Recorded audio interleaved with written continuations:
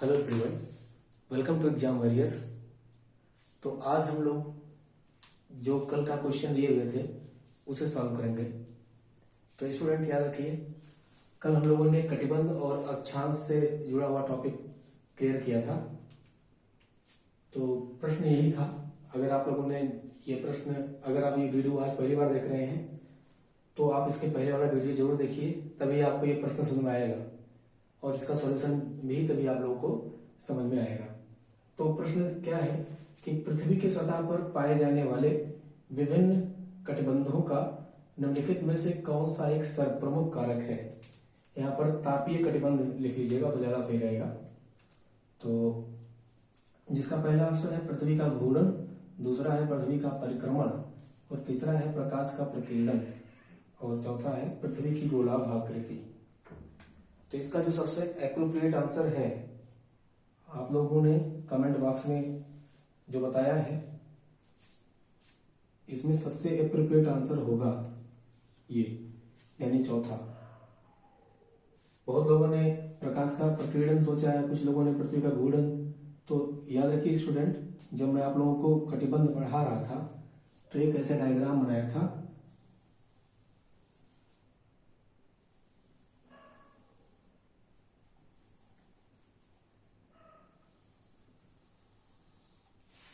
और वहां पर मैंने आप लोग को ये दिखाने की कोशिश की थी कि कैसे सूर्य की किरणें जब विभिन्न अक्षांशों पर पहुंचती हैं तो सूर्य की किरणें तो सब सूर्य से ही चल रही हैं। जैसे ये जो आप डायग्राम में देख पा रहे होंगे, ये सब सूर्य की किरणें हैं और ये सूर्य से ही चल पा रही हैं, सब सूर्य से आ रही हैं। ये हमारी पृथ्वी है, ठीक। यहाँ पर जो सूर्य किरण यहाँ पहुंच रही है उसमें ज्यादा गर्मी होगी। मैंने बताया था उस दिन क्यों ज्यादा गर्मी होगी, क्योंकि इस प्रकाश मार्ग की लंबाई और प्रकाश मार्गों की लंबाई से कम है। कम इसलिए है क्योंकि पृथ्वी इधर विषुवत-रेखीय क्षेत्र में पृथ्वी का आकृति ऐसा है कि इधर उभार है। उभार होने के कारण ही तो इस प्रकाश मार्ग की लंबाई कम हो गई है और इधर पृथ्वी उभार नहीं है, तो उभार नहीं होने के कारण इस साइड में प्रकाश मार्ग की लंबाई और ज्यादा हो गई। तो प्रकाश मार्ग की लंबाई यहाँ ज्यादा हुई तो यहाँ पर क्या हुआ, जो किरण पहुंच रही है उसमें जो सूर्यातप है वो इसकी तुलना में कम है। क्यों कम है, मैंने आपको बताया था कि अगर प्रकाश मार्ग की लंबाई ज्यादा होगी तो उसका प्रकीर्णन ज्यादा होगा, और अगर प्रकीर्णन ज्यादा होगा तो किरण बिखर जाएगी, और किरण अगर बिखर जाएगी तो उसकी तीव्रता जो है वो कम हो जाएगी, यानी कि उसमें सूर्यातप की मात्रा कम हो जाएगी। तो ओवरऑल ये जो इसमें सूर्यातप की मात्रा कम हुई है या इसमें जो सूर्यातप की मात्रा ज्यादा है, इन सबका सबसे मुख्य रीजन क्या निकल के आ रहा है, ये इसकी आकृति ही। तो अगर ये इधर उभरी ना हुई होती तो इसका प्रकाश मार्ग जो इतना छोटा सा है ये और बड़ा होता। तो इसका मतलब सीधा सा है कि जो पृथ्वी पर विभिन्न प्रकार के तापीय कटिबंध पाए जाते हैं, आपने बनाया था यहाँ पर, कौन सा तापीय कटिबंध था, कर्क रेखा और मकर रेखा के बीच में ये वाला, इसको हम लोग क्या बोले थे, उष्ण कटिबंध या ट्रॉपिकल जोन। याद आ रहा है, ये कर्क है, ये मकर। उसके बाद आप लोगों ने यहां एक बनाया था कर्क और आर्कटिक वृत्त के बीच में।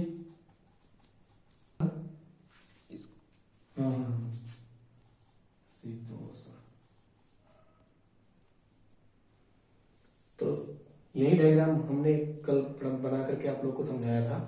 तो यहाँ पर आप देख रहे होंगे कि मैंने बताया था कि यहाँ पर ये जो कटिबंध है कर्क रेखा और मकर रेखा के बीच में, इसको हमने बोला था ऊष्ण कटिबंध। क्यों ऊष्ण कटिबंध बोला था, क्योंकि यहाँ पर प्रकाश मार्ग की लंबाई कम है और कम होने की वजह से प्रकीर्णन कम है, प्रकीर्णन कम होने की वजह से उसकी तीव्रता ज्यादा है, तो यहाँ गर्मी ज्यादा होगी। तो ओवरऑल जो रीजन निकल के आ रहा है कि यहाँ पर प्रकाश मार्ग की लंबाई कम है, तो क्यों है, क्योंकि पृथ्वी का विषुवत-रेखीय क्षेत्र में उभार है। तो कारण क्या हुआ इसका सबका, इसकी आकृति ही तो सर्वप्रमुख कारण क्या हो जाएगी, पृथ्वी की गोलाभ आकृति।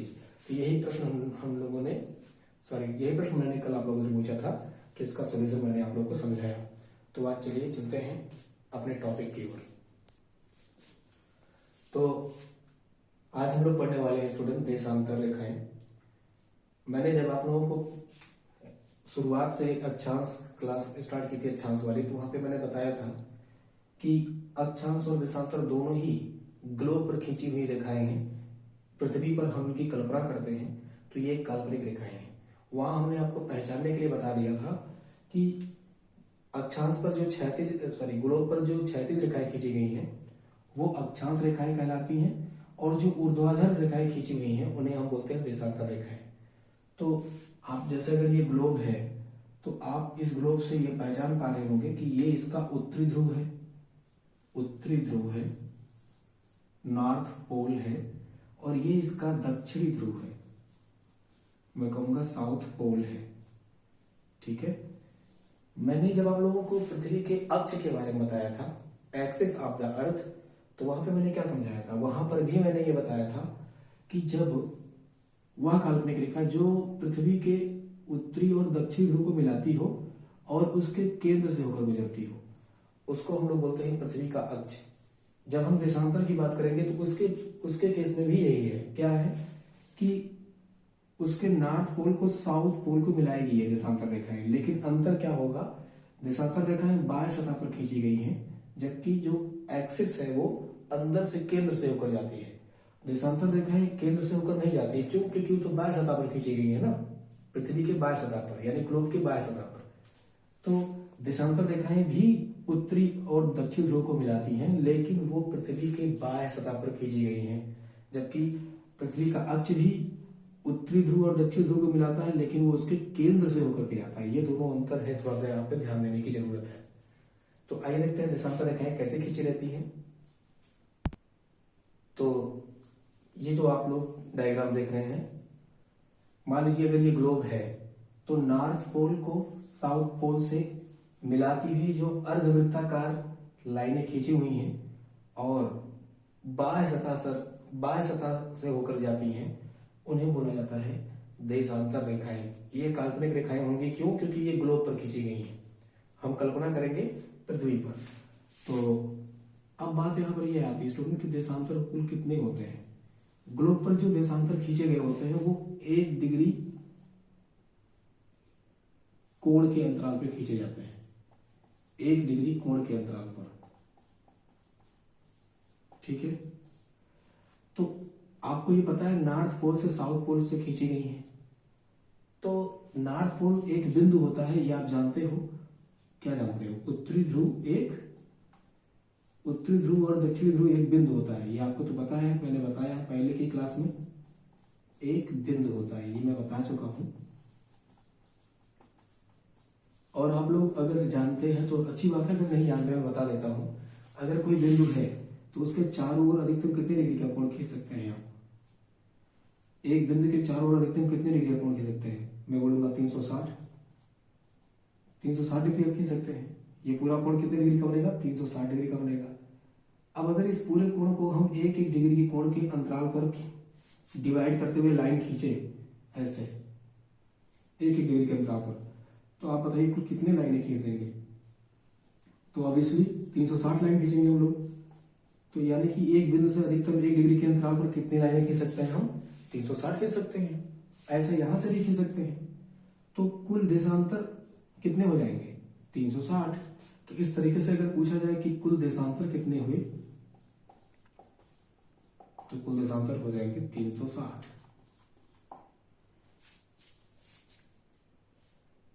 अब हम अगर देशांतर रेखाओं के विशेषताओं के बारे में अध्ययन करें, तो देशांतर रेखाओं की विशेषताओं में आप अगर इस डायग्राम को देखें तो यहां से आपको ये नजर आ रहा होगा कि सभी देशांतर रेखाएं नॉर्थ और साउथ पोल से होकर जाती हैं। तो मैं अगर विशेषताओं की बात करूं देशांतर रेखाओं की,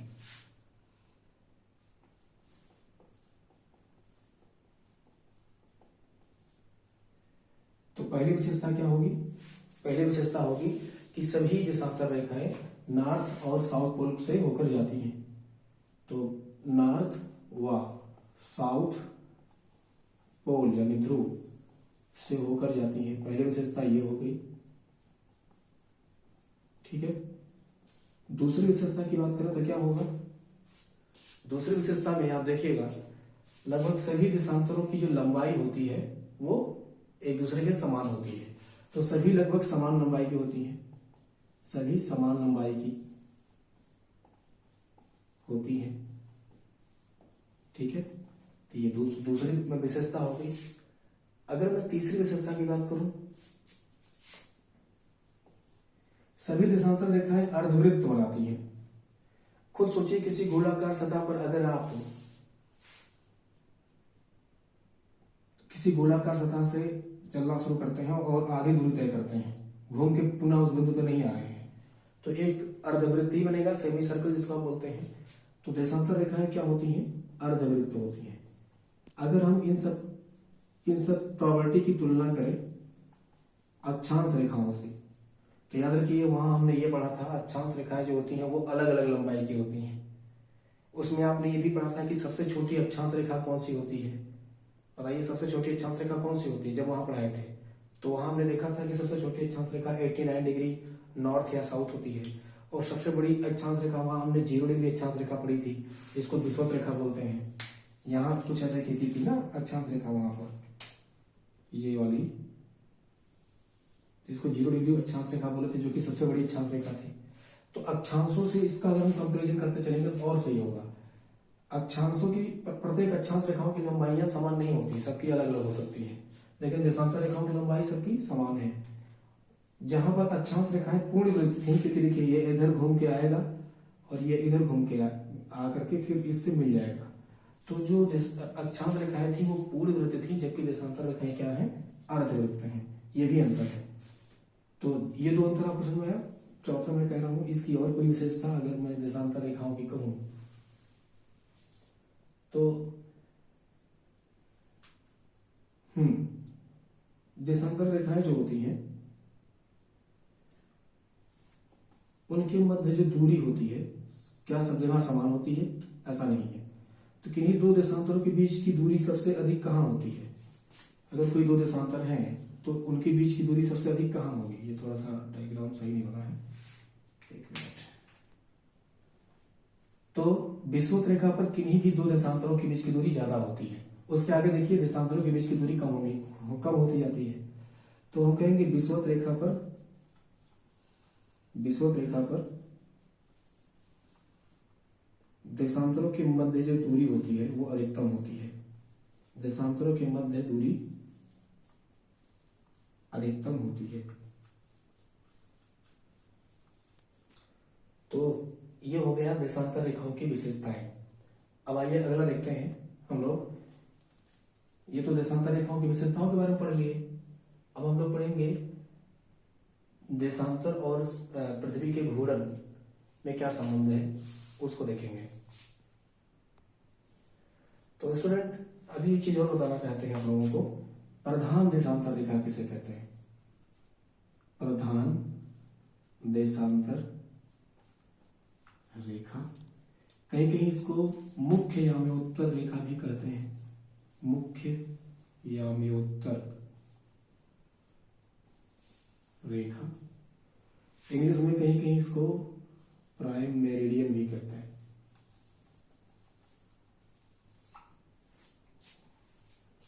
तो प्रधान देशांतर रेखा देख लेते हैं। देखिए हुआ क्या कि ये हम जानते हैं कि सभी देशांतर रेखाओं की लंबाई तो समान होती है, तो कौन सी ऐसी रेखा को प्रधान देशांतर रेखा मान लिया जाए? होती तो सबकी लंबाई समान होती है। वहां पे जब हम विषुवत रेखा की बात किए थे तो जो सबसे बड़ी अक्षांश रेखा थी उसे हमने विषुवत रेखा मान लिया था, लेकिन जब हम देशांतर रेखाओं की बात करेंगे तो सबकी लंबाई तो समान है, तो फिर किसे प्रधान देशांतर रेखा माना जाए? जैसा कि आप लोग को पता है कि पहले पूरी पृथ्वी पर अंग्रेजों का बहुत बड़ा शासन था, काफी ज्यादा बड़े क्षेत्र पर पृथ्वी के उनका अधिकार था। तो जब अक्षांश और देशांतर का ये बातें चल रही थी उस समय, तो उन्हीं का प्रभुत्व था। तो इसीलिए उनके देश से जो देशांतर गुजरती है, कहने मतलब लंदन से होकर के जो देशांतर गुजरती है, लंदन में एक जगह है ग्रीनविच, तो यहां से होकर के जो देशांतर गुजरती है उसी को मान लिया गया कि वो 0 डिग्री देशांतर होगी। ठीक, तो इसको क्या मान लिया गया? 0 डिग्री देशांतर। तो 0 डिग्री देशांतर को ही बोला जाता है प्रधान देशांतर या मुख्य याम्योत्तर या प्राइम मेरिडियन, 3 नाम है इसके। तो 0 डिग्री देशांतर को क्या बोला जाएगा? प्रधान देशांतर या मुख्य याम्योत्तर रेखा या प्राइम मेरिडियन। और ये जो देशांतर है 0 डिग्री देशांतर वाली, ये कहां से जाती है? लंदन के ग्रीनविच से। इसी को क्यों लिया गया? क्या ये सबसे लंबी है या ऐसे? इसकी अगर कोई पूछे क्यों यहां से लिया गया तो उसका बस यही एक रीजन हो सकता है, आप कहिएगा क्योंकि पहले के समय में अंग्रेजों का प्रभुत्व था, तो उन्होंने अपने देश के कैपिटल से जो देशांतर गुजर रहा था उन्हें ही प्रधान देशांतर रेखा के रूप में चुनना उचित समझा, जिसकी लाठी उसी की भैंस वाली बात हो गई। तो ये हो गया प्रधान देशांतर। अब देखिए प्रधान देशांतर रेखा के जो पूरब साइड होंगे उन सभी देशांतर को बोला जाएगा पूर्वी देशांतर। इसके पूर्व में जितने हैं ये सब क्या कहलाएंगे? पूर्वी देशांतर। इनको क्या बोलेंगे हम? पूर्वी देशांतर। और इसके जो पश्चिम में होंगे यानी बाएं साइड में होंगे ये सभी, इनको हम बोलेंगे पश्चिमी देशांतर। ये सभी क्या कहलाएंगे? पश्चिमी देशांतर।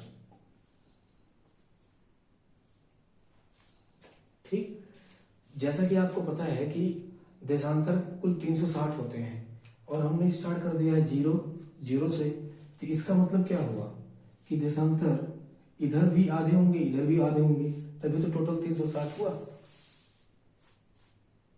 तो अब देखते हैं कि ये जो 0 डिग्री देशांतर है और यहां से जो देशांतर खींचे गए हैं उनका थोड़ा सा व्यवस्था देख लेते हैं एक दूसरे डायग्राम में। यहाँ पे थोड़ा सा गंदा हो गया, तो मैं आप लोग को ये समझाना चाहता हूँ कि ग्लोब पर जो देशांतर रेखाओं का व्यवस्था है वो कैसे है। ये हो गया 0 डिग्री देशांतर यानी प्रधान देशांतर, जो कि लंदन के ग्रीनविच से गुजरता है। ये जो आप रेड कलर की लाइन देख रहे हैं इसको हमने मान लिया है कि ये इक्वेटर है यानी कि विषुवत रेखा है। अब देखिए हमको पता है कि इसके दाहिनी ओर पूर्वी देशांतर होगा और इसके बाईं ओर पश्चिमी देशांतर होगा। तो यहाँ से और हमको ये भी पता है कि सभी देशांतर 1 डिग्री अंतराल पर ही खींचे गए हैं। तो अगर हम ऐसे चलेंगे तो 1 degree east, 2 degree east, 3 degree east ऐसे जाते जाएंगे तो कहीं ना कहीं हमको 90 मिलेगा, 90 डिग्री ईस्ट, 90 डिग्री ईस्ट और फिर 180 डिग्री ईस्ट मिलेगा ना।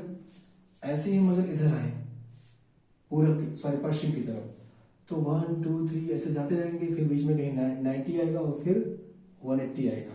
तो ये 90 डिग्री वेस्ट हो गया और ये 180 डिग्री वेस्ट हो गया। तो अब जरा सोचिए, ये तो हमने प्लेन पे बनाया ना, ये प्लेन हुआ, हमें इसे किसी गोलाकार सतह पर लगाना है, किसी गोलाकार सतह पर लगाना है। ठीक, तो गोलाकार सतह पर लगाने के लिए हम इसके इस सिरे को और इस सिरे को पकड़ करके यूं पकड़ा और किसी गोलाकार सतह पर ऐसे चिपका देंगे।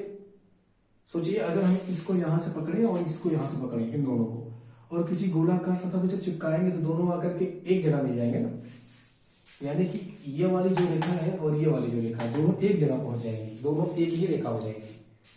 सपोज दैट ये देखिए, एक मिनट, मैं कह रहा हूं ये रेखा इस पे मैंने रख दिया और ये इस पे रख दिया, देख रहे दोनों मार्कर को। अगर हम इसे गोलाकार सतह पे इस पूरे प्लेन को चिपकाएंगे तो ऐसे उठा करके जब चिपकाने लगेंगे तो ये दोनों आकर के एक रेखा पर हो जाएंगी, देख रहे हैं ऐसे।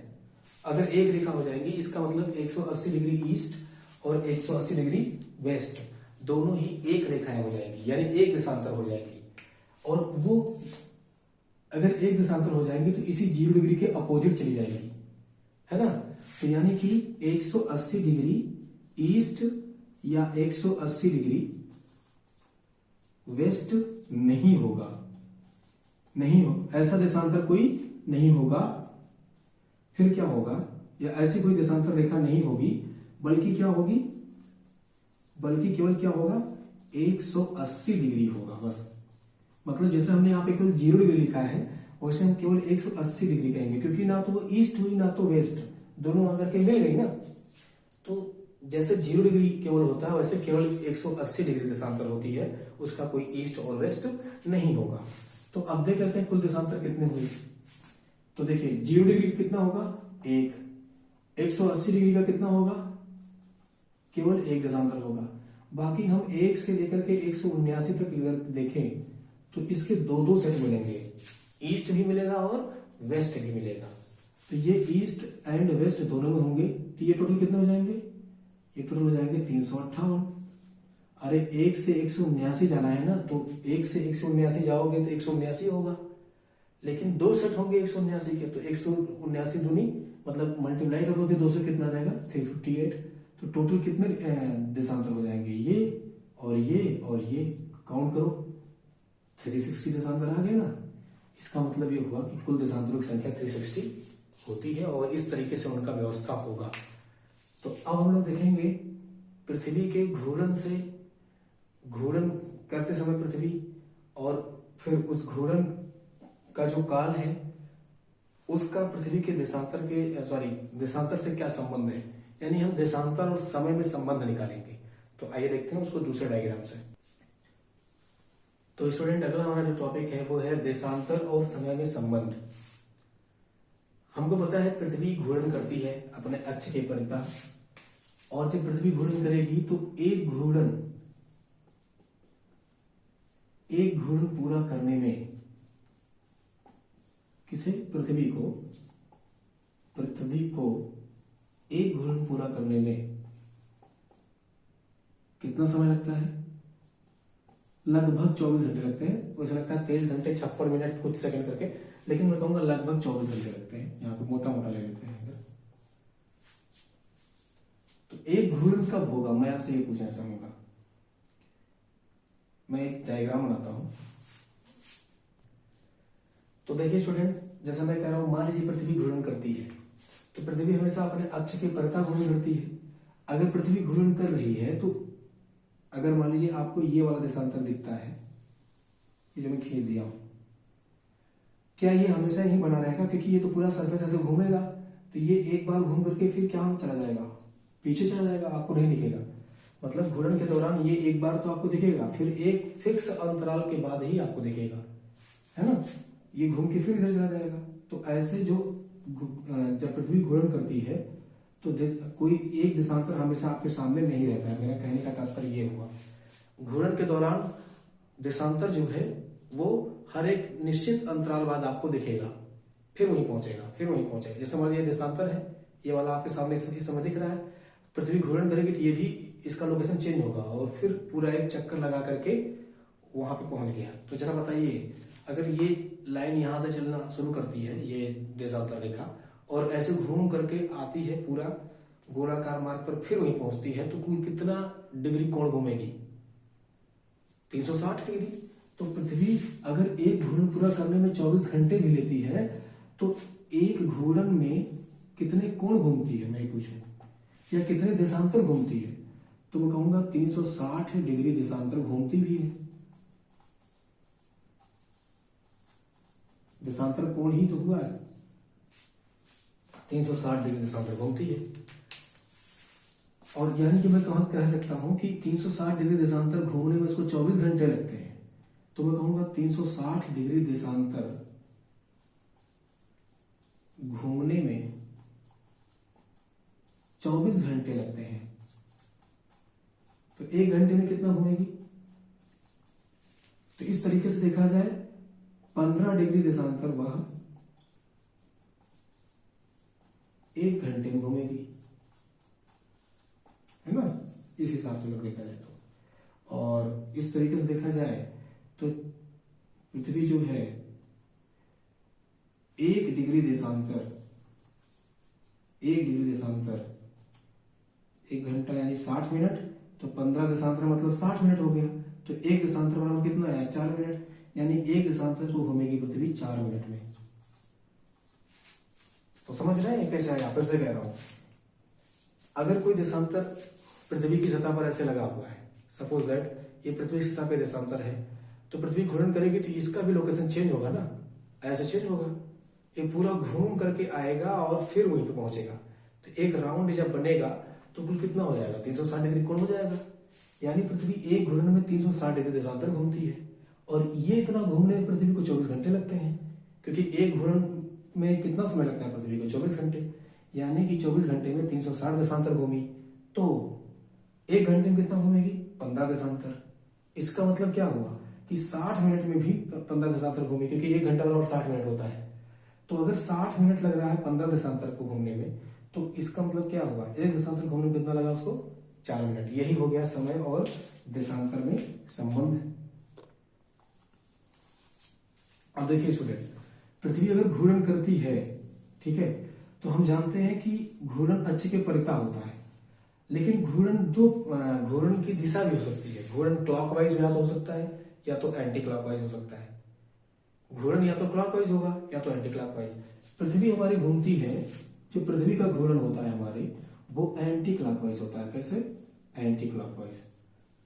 एंटी क्लॉकवाइज का मतलब होता है पश्चिम से पूरब। कहीं कहीं एंटी क्लॉकवाइज को वामावर्त भी लिखा रहता है, तो उस दोनों का मतलब एक ही है, पश्चिम से पूरब या वामावर्त। तो पृथ्वी पश्चिम से पूरब की ओर घूम रही है। आप सोचिए, ये देशांतर तो पूरब की ओर जाना चाह रहा है, ये वाला, क्योंकि पृथ्वी पश्चिम से पूरब की ओर, ये पूरब की ओर जाना चाहेगा इधर। तो ये जो देशांतर है, ये वाला देशांतर इसको कभी पाएगा? जो देशांतर ऑलरेडी पूरब की तरफ है, उसको पश्चिम वाला देशांतर कभी पाएगा? अगर पृथ्वी ऑलरेडी पश्चिम से पूरब की ओर घूम रही है, बोलिए, नहीं पाएगा ना, नहीं पाएगा। तो इसका मतलब पूरब का देशांतर हमेशा आगे रहेगा, है ना? पूरब का देशांतर हमेशा आगे रहेगा। इसका मतलब कि जो पूर्वी देशांतर होगा उसका समय पश्चिमी देशांतर के समय से हमेशा आगे रहेगा। इसलिए जो पूरब के देशांतर होते हैं उस पर जो समय रहता है, उनका समय हमेशा पश्चिमी देशांतर से आगे चलता है, ठीक। और इसी का उल्टा बोलूं कि जो पश्चिम के देशांतर होते हैं उनका समय अपने से पूर्वी देशांतर से हमेशा पीछे रहता है। मतलब पहले कहां सुबह होगी? पूर्वी देशांतर पर पहले सुबह हो जाएगी, ठीक है, और पश्चिमी देशांतर पर बाद में होगी, ठीक है। तो ये बात आती है देशांतर और समय में संबंध से। यहां से स्टूडेंट न्यूमेरिकल भी पूछे जाते हैं। आइए देख लेते हैं उन न्यूमेरिकल्स को। तो देखिए ये मैप देखिए स्टूडेंट, ये मान लीजिए श्रीलंका है, ये हमने भारत का एक वैसे मैप बना दिया है, थोड़ा सा बस क्वेश्चन सॉल्व करने के लिए। सपोज दैट यहाँ पे मैं एक पॉइंट बना देता हूँ, यहाँ नहीं, यहाँ बनाता हूँ। ये है हमारा कलकत्ता है। यहाँ है हमारा मान लीजिए मुंबई, यहाँ है हमारा दिल्ली, सॉरी यहाँ मान लेते हैं दिल्ली है, और यहाँ भी मान लीजिए है बंगलुरु।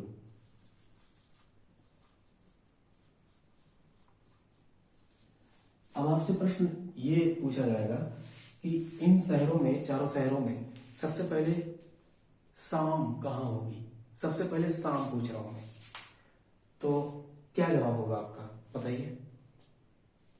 बताइए आप। चलिए मैं बता देता हूं। सबसे पहले शाम वही होगी जहां सबसे पहले सुबह होगी। जहां सबसे पहले सुबह होगी वहीं सबसे पहले शाम होगी। तो सबसे पहले सुबह कहाँ होगी? मतलब जहां का समय आगे चलेगा, जिस देशांतर का समय आगे चलेगा वहीं तो पहले सुबह होगी भैया। तो कौन सा देशांतर का समय आगे चलेगा? आपको पता है किस देशांतर का समय आगे चलता है, मैं बता चुका हूं, पूर्वी देशांतर का। तो यहां पर ये जो स्थान है, यहां वाला देशांतर पूर्वी होगा, देख रहे हैं? सॉरी, थोड़ा सा इसको इधर कर लीजिए। इन चारों का अगर मैं तुलना करूं, सबसे पूर्वी यही तो लग रहा है, तो यहां सबसे पहले सुबह होगी, क्योंकि यहां का समय आगे चल रहा है, तो यहां सबसे पहले सुबह भी होगी और वह शाम भी। अगर मैं बोलूं सबसे बाद में कहां होगी, तो सबसे पश्चिम में है, वहां सबसे बाद में सुबह होगी, तो यहां सबसे बाद में सुबह होगी, और शाम भी सबसे बाद में होगा। तो इस तरीके के क्वेश्चन आते हैं एग्जाम में अक्सर, तो उसे आप इस तरीके से सॉल्व कर सकते हैं। बस ये पहचानना होता है कि कौन सबसे पूरब है। जो सबसे पूरब होगा वहां सबसे पहले वो समय होगा, वो चाहे जो समय हो, चाहे सुबह का हो, चाहे दोपहर का हो, चाहे शाम का हो। तो ये हो गया न्यूमेरिकल। तो स्टूडेंट अभी इस पे हम लोग दूसरे तरीके का न्यूमेरिकल कल सॉल्व करेंगे, और आज के लिए इतना ही है। अगर आप लोग चाहते हैं कि मैं आप लोगों को ऐसे ही वीडियो बनाता रहूं, हर सब्जेक्ट में बनाता रहूं, मैं इकोनॉमी के भी वीडियो डालूंगा, और जल्द ही मैं जो समसामयिक मुद्दे होते हैं उनसे भी रिलेटेड पूरे कॉन्सेप्ट के साथ वीडियोस डालना शुरू करूंगा। अगर आप लोगों को मेरा ये वीडियोस ज़्यादा समझ में आता है तो प्लीज़ इसे सब्सक्राइब करें और शेयर करें। जय हिंद।